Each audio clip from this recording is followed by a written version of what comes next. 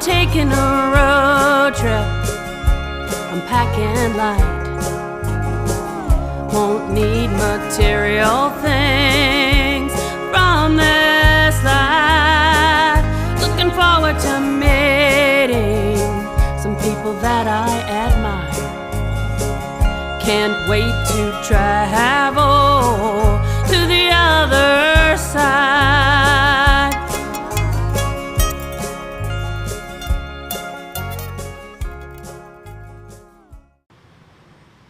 Hello, sweet spirits. Welcome to the show.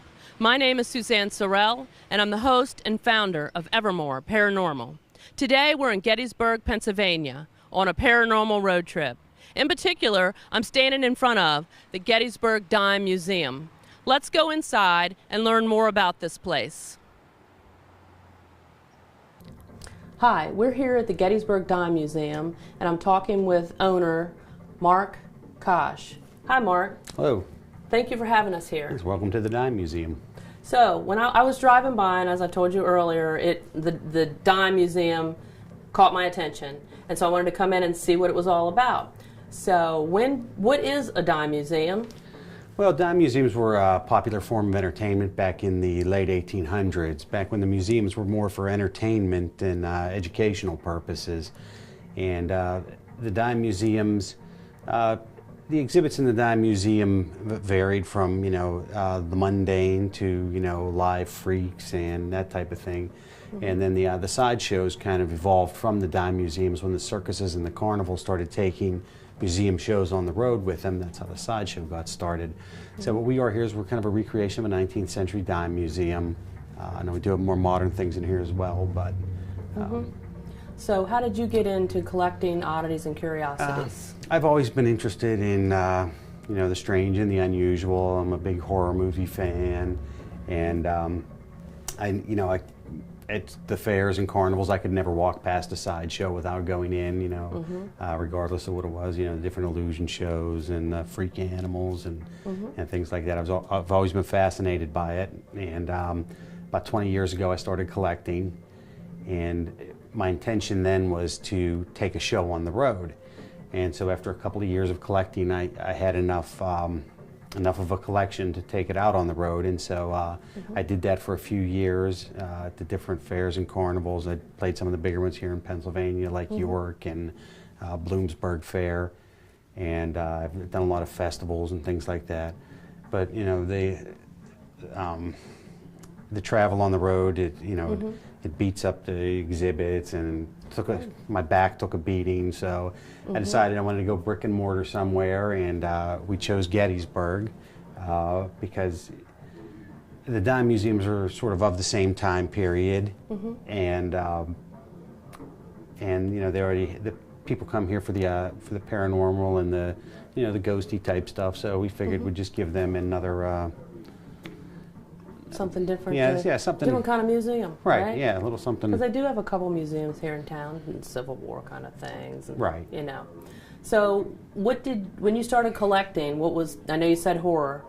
What was the first thing you collected, or can you say, or what is your emphasis? Your interests. I mean, my interests vary from like say the horror to the sideshow to the paranormal to I'm all over the board. Anything strange, unusual, it interests me. You like it all then? I do like it all, yes. Yeah. So how long have you been here in the? This is our second year. We opened in May of 2016, and we're only open seasonally. And we got a little late start last year, but we're typically open April through November. Right. So we're standing in front of one of your newest exhibits. Right. This is a collection of items with spirit attachments that were quarantined from different investigations by the Ghost Aholics Crew, and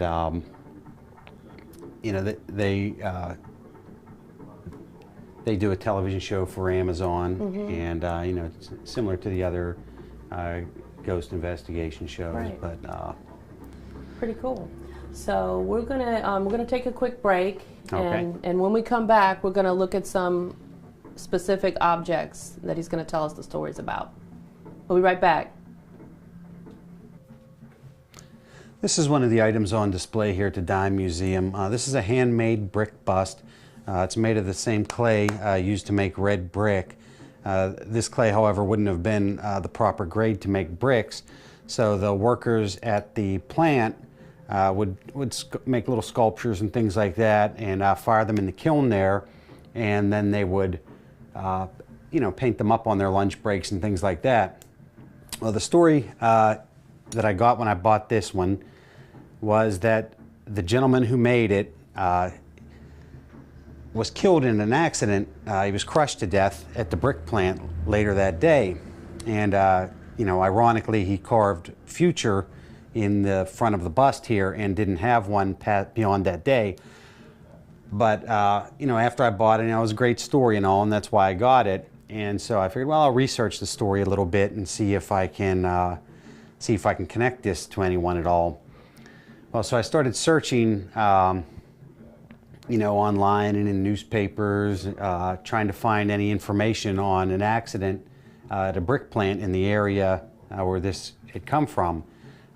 Couldn't find anything, so I contacted the Historical Society in that area, and I spoke with a woman there, and she told me that there was one plant operating in that area, and there was an accident where one person was crushed to death, and that person happened to be her uncle. Her mother was this guy who was killed's sister, and I tried to make some kind of connection, a definitive connection between the bust and her uncle, but her mother was unable to, say whether or not that he made this. She was very young at the time, and they weren't very close, so she wasn't sure. But that's the story, and it's a great story, and hopefully someday I'll be able to connect the two, but we'll see. Here at the Gettysburg Dime Museum, we have a room with true crime and serial killer memorabilia, including artwork from the different serial killers like John Wayne Gacy, Richard Ramirez. We have, a lock of Charles Manson's hair. And this is a bust that was sculpted by forensic sculptor Frank Bender. Some of you might be familiar with him. He sculpted the bust of John List. It was really brought him to justice after several years. But this bust here was sculpted. It was a 5-year-old girl. Her decomposed body was found in a steamer trunk under a bridge in Philadelphia. And Mr. Bender was sculpting her, and he was stuck on this one. He was having a lot of problems finishing the bust.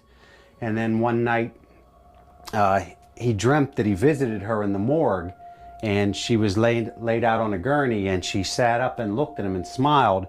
And then he finished the bust from that dream, and when she was identified by her biological father, she was identified from the bust, and from the dream he got the skin tone right, and the way she wore her hair and the pigtails. So you might say she helped to identify herself.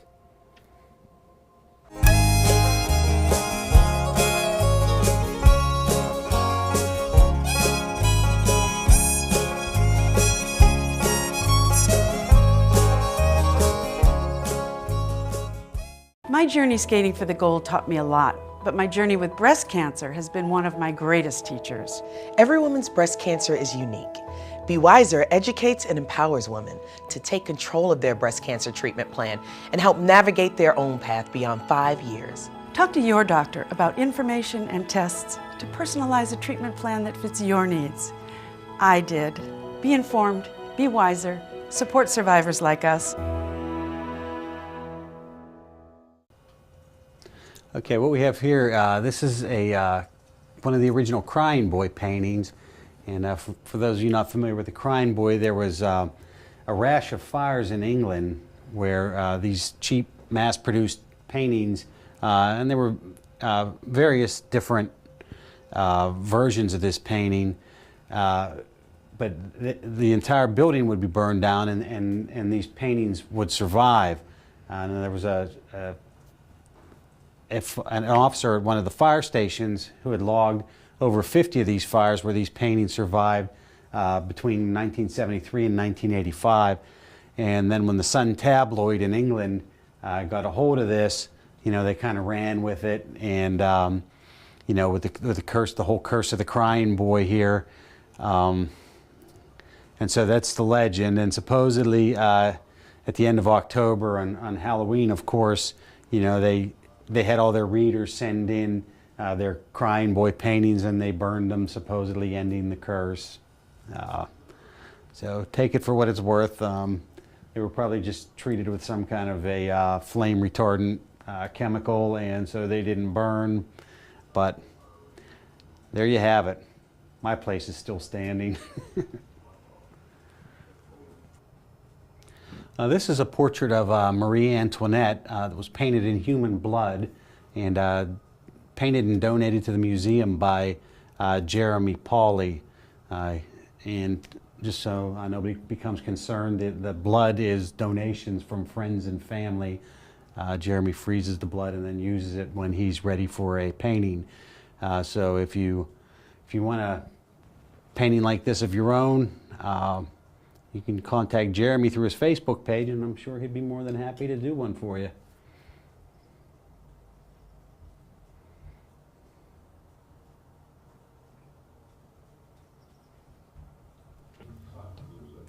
Welcome back. We're still talking to Mark Kosh, owner of the Gettysburg Dime Museum. So, Mark, when you moved here a couple years ago, and you have a business downstairs and you live upstairs, it's a Civil War era house from what I read on the website. Correct. So I assume that there's some kind of paranormal activity going on here.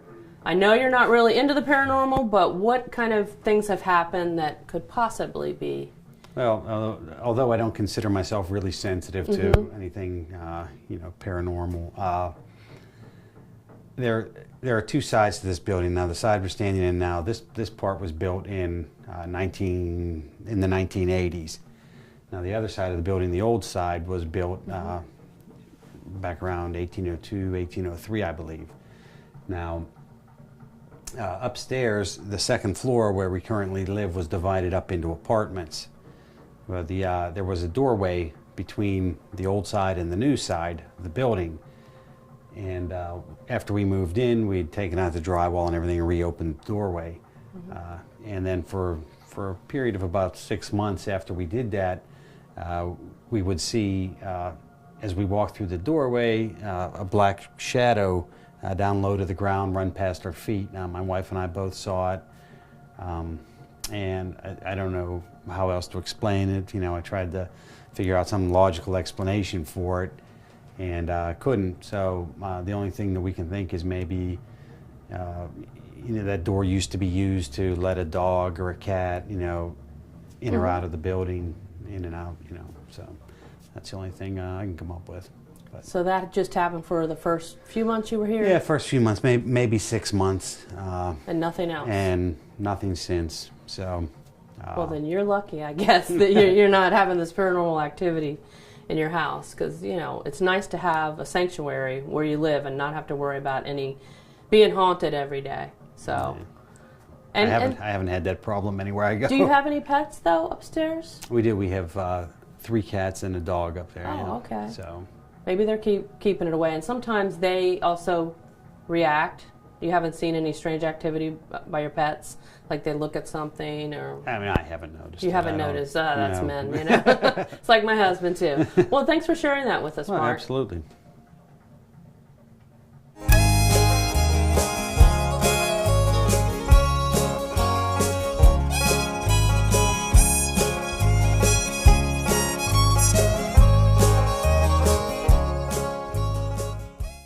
Losing weight's a lot harder than gaining it, but with every step, I lower my risk for type 2 diabetes and heart disease, and that makes every step very much worth the effort. Learn how you can help stop diabetes. Visit checkupamerica.org or call 1-800-DIABETES. Hey, this is JB. I'm the host of Ghost Aholics Crew. And tonight we're at the Dime Museum. That's right, the Dime Museum in Gettysburg. We're here tonight with Evermore Paranormal Network. They're here filming us, and we're just going to discuss some of the items we have here. They are haunted, attached items, spirit attached. And we'll go over some of these, but first I'm going to give you a little bit of my bio. My bio is I'm a retired federal officer. I also work for the Adams County Security Department over here at the courthouse. And I work with Mark, who owns the Dime Museum, who's a retired state trooper. And of course, he is gracious enough to invite us here all the time to do our investigations, which we have one tonight. We also have our show on Prime, Amazon Prime, and some horror movies that we've produced with our production company, and look forward to presenting more and more as we go. So I'm going to toss it off to the big boss, Madam Della. Thank you, JB. Hi, I'm Madam Della, Master Psychic Witch from Salem, Massachusetts, and I'm here at the Dime Museum tonight to do an investigation and also help pinpoint some of the reasoning behind why these particular objects are haunted. That's it. Back over. Back to you. Back to me. I'm going to pinpoint some of the best ones, I think, and give you some locations. They are private locations, so we don't do a lot of the give you the address. That's not going to happen, because then you'll be knocking on the door. So first we have the almighty child's coffin. This has a nice story to it. It came from Reading, PA. Reading, PA. It actually came from a graveyard. You know how the floods happen and the caskets float? Well, they started auctioning them off. And we had a couple people that drive hearses, and of course they won them in the auction. So lo and behold, he takes it to a haunt, to his buddy's haunt, and says, hey, you want this for your haunt? Sure. Put it in my asylum or whatever he had that year. So he puts it in there, and we're up there running our booth, our production company booth, Devil Dog Film and Movie Productions. And he calls Madam in there, and he says, you know, some of our actors are getting hurt. There's screams in there. There's nobody even in this barn, and there's screams like somebody's getting murdered. So she does a walkthrough. Of course she does. And she pinpoints the surrounding of this coffin, and she says that there's something attached to this coffin, and it's real. It's not fake. And, of course, our buddy who runs the haunt says, you're right, it is real. So, of course, that night we went on, 10 o'clock came around, he comes out and he goes, something tripped up one of the actors, and she said that something grabbed her ankle and tripped her up. Can you get that thing out of here? So, boom, lo and behold, JB blessed it, threw it in my trunk. I got yelled at by Madam for throwing it in the trunk, but hey, I wanted it. So I put a rosary on it, blessed it, threw it in the trunk. Next night we go up there, nothing occurred at all. Everybody ran smoothly through the haunt, no screams, no nothing. And now I'm going to toss it off to Madam, and she's going to tell you what she felt that was attached to it. Thank you, JB. Oh gosh, what did I feel was attached to it? Sometimes there are things that speak in the paranormal from the side that we can't see that have no names. I can tell you that. People I've known can tell you that they can call this and they can call that, and they can invoke, you know, different types of spirits and things like that. But what's attached to this casket doesn't have a name in particular. It's just it.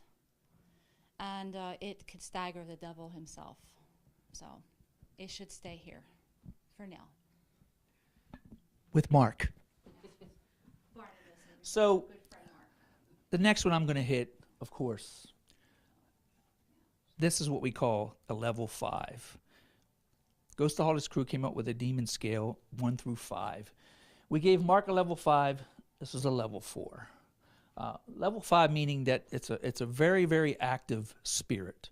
Does a lot of pushing, a lot of shoving, screaming, yelling, terrorizing families, whatever it may be. This came from New Oxford, PA.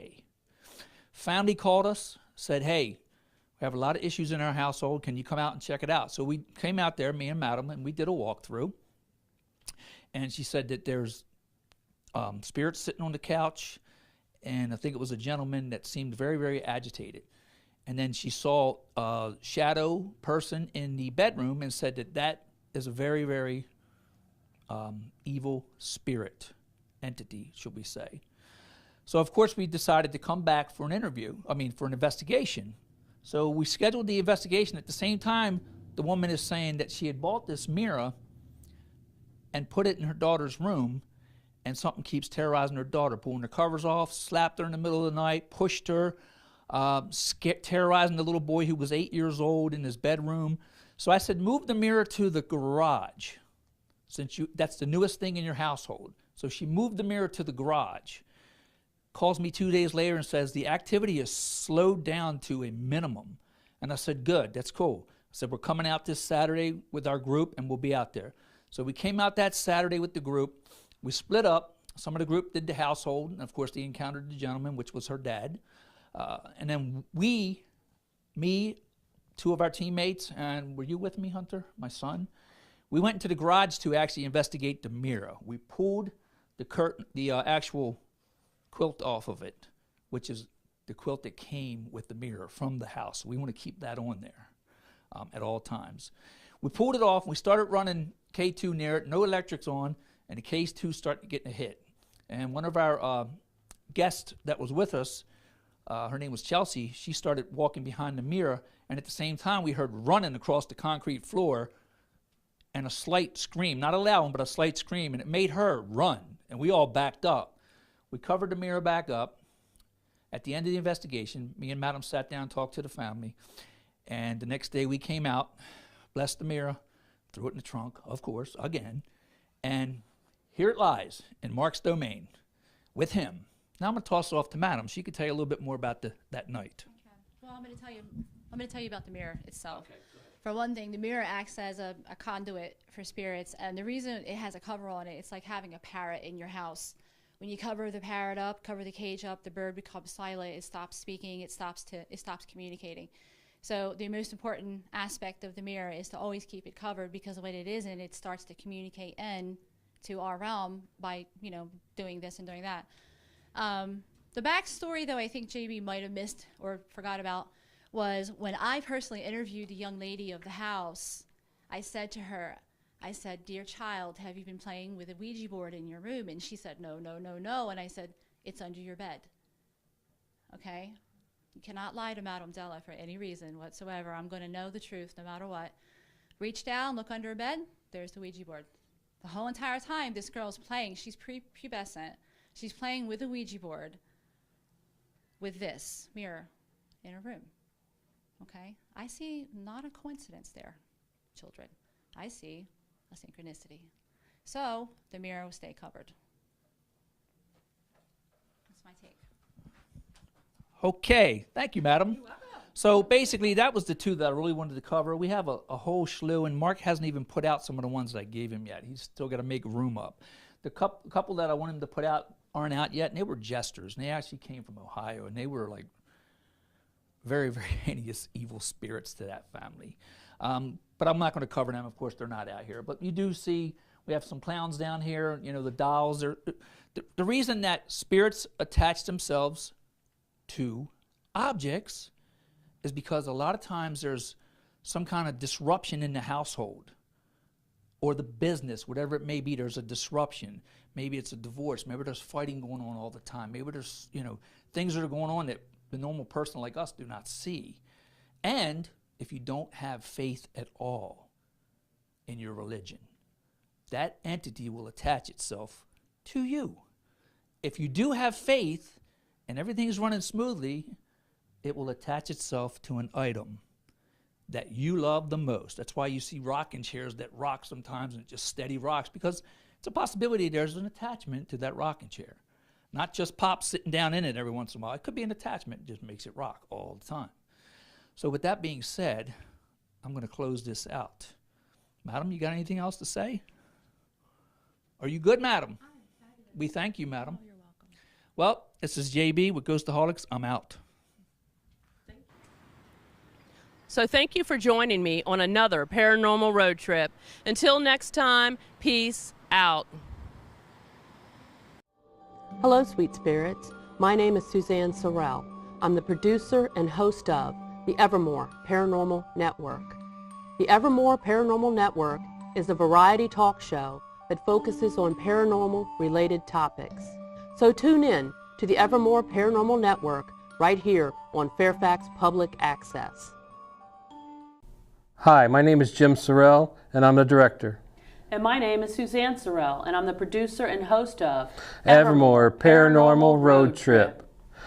For our show, we travel all over Virginia and surrounding areas, filming and sometimes investigating at paranormal-related places, events, and/or haunted locations. So far, we've had the pleasure of visiting a farm, metaphysical shop, antique mall, historic mansion, bed and breakfast, museum, wineries, cemetery, orphanage, historic landmark, private residences, as well as paracons and other special related events. Evermore Paranormal Road Trip airs monthly on Channel 10. In particular, our show airs on the third Wednesday at 3 a.m., the third Friday at 8 p.m., and the third Sunday at 7:30 p.m. So please join us on our next Paranormal Road Trip. Until next time, Peace out. Can't wait to travel to the other side.